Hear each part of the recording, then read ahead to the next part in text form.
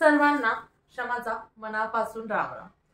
तर आज मी तुमच्यासाठी थोडासा वेगळ्या प्रकारची भेंडीची रेसिपी घेऊन आली आहे। हा प्रकार कोकणी बर का, त्यामुळे आपण ही जी भेंडी आहे ती ओल्या नारळामध्ये करणार आहोत। खूप टेस्टी आणि वेगळी टेस्ट, रेग्युलर पेक्षा वेगळी टेस्ट आणि अमेझिंग टेस्ट ह्या दोन्हीची सांगड या भाजीमध्ये आहे।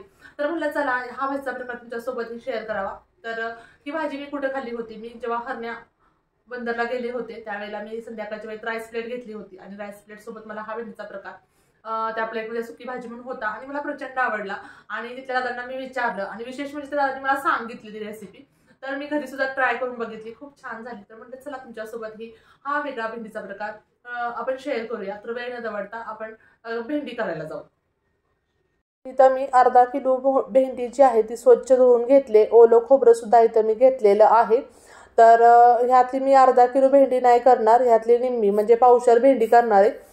तर हे भेंडी आपण कट करून घेऊयात। तर कट करताना जास्त पातळ आणि जास्त जाड असं दोन्ही मध्ये पण नाही कट करायची, मध्यम आकाराची आपल्याला भेंडी कट करून घ्यायची।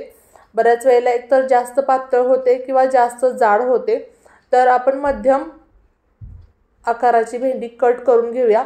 तर तुम्ही स्क्रीनवर बघत असाल आपली भेंडी किती कोरडी आहे, बिलकुल त्यामध्ये पाण्याचा एक थेंबही नाहीये। मी भेंडी चिरून स्वच्छ पाणी निथळून कॉटनच्या कपड्याने पुसून घेतलेली आहे।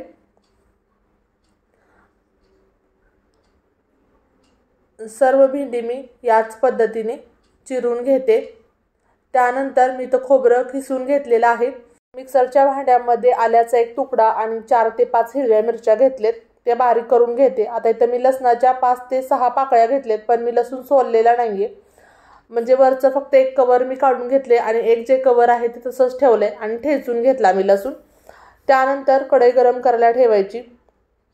कढईमध्ये थोडंसं तेल घालायचं आणि आपण जी भेंडी चिरून घेतलेली आहे ती भेंडी थोडीशी तेलावरती परतून घ्यायची।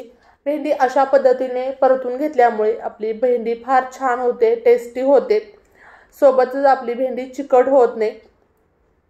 बऱ्याच वेळेला आपण भेंडी धुतो, पुसतो आणि पटकन करतो, त्याच्याऐवजी जर का तुम्ही भेंडी धुवून स्वच्छ पाणी निथळून थोडंसं सुकून दिले तिला की आपली भेंडी अजिबात चिकट होत नाही। आता तुम्ही बघा भेंडी माझी पूर्णपणे भाजून झाली। त्यानंतर त्याच कढईमध्ये अर्धा चमचा मी तेल घेतले, पण हा जो चमचा आहे थोडासा मोठा आहे। आता कढीपत्त्याची 2 ते 3 पानं टाकायची, अर्धा चमचा जिरं टाकायचं, अर्धा चमचा मोहरी टाकायची आणि छान जिरं मोहरीचा तडका बसला पाहिजे। छान जिरं मोहरी तडतडली की त्यामध्ये आपण ठेचलेला लसूण घालायचा। तर ह्या भेंडीची खासियत हीच होती की त्या भेंडीमधला लसूण जो आहे तो पूर्ण सोललेला नव्हता, त्यामुळे मी इथं असाच वापरलाय। त्यानंतर अद्रक आणि हिरवी मिरचीची पेस्ट आपण केली ती घालायची। तर हिरवी मिरची तुमच्या आवडीनुसार तुम्ही कमी किंवा जास्त वापरू शकता। त्यानंतर अर्धा चमचाभर हळद, तुम्हाला जर थोडंसं तेल कमी वाटलं तर त्यामध्ये आणखी थोडंसं तेल घातलं तरी चालेल। आता जी भाजून घेतलेली भेंडी आहे ती घालायची आणि सर्व व्यवस्थित मिक्स करून घ्यायचं। त्यानंतर ओलं खोबरं जे आपण खिसून घेतलंय ते घालायचं। एक 2 ते 3 चमचे मी इथं ओलं खोबरं वापरलेलं आहे। आणि आता आपण ही भेंडी मंद गॅसवरती शिजून द्यायची। तर 5 ते 6 मिनिटं आपल्याला ही भेंडी तयार व्हायला लागते।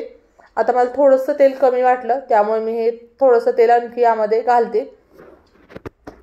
तर मध्ये मध्ये आपण ही भेंडी मिक्स करत राहायचे, जेणेकरून आपली भेंडी जी आहे खाली चिटकू नये। आता यामध्ये मी चवीपुरतं मीठ घातलं आणि पुन्हा सर्व व्यवस्थित मिक्स करून घेतलं।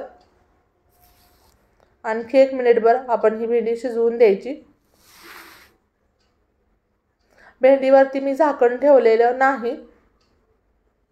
आता तुम्ही बघा इथं लिंबूचा, चिंचचा आपण अजिबात वापर केलेला नाही, तरी सुद्धा आपली भेंडी इतकी छान सुटसुटीत अशी झालेली आहे।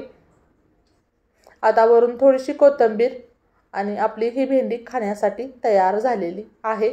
वरून थोडासा खोबऱ्याचा खीस। आता एका प्लेटमध्ये आपण भेंडी काढून घेऊ। तुम्ही बघू शकता पूर्ण अशी मोकळी भेंडी झालेली आहे, अजिबात चिकटपणा त्याला कसलाही नाही। तर नक्की तुम्ही या पद्धतीने भेंडी करून बघा, तुम्हाला सुद्धा नक्की आवडेल। आमच्या घरात सर्वांना ही भेंडी खूप आवडली। तर अशाच नवनवीन रेसिपीसाठी चॅनलला सबस्क्राईब करायला सुद्धा विसरू नका आणि प्लीज कमेंट्स करायला सुद्धा विसरू नका. पुन्हा भेटू अशाच नवनवीन आणि जायकेदार रेसिपीसोबत.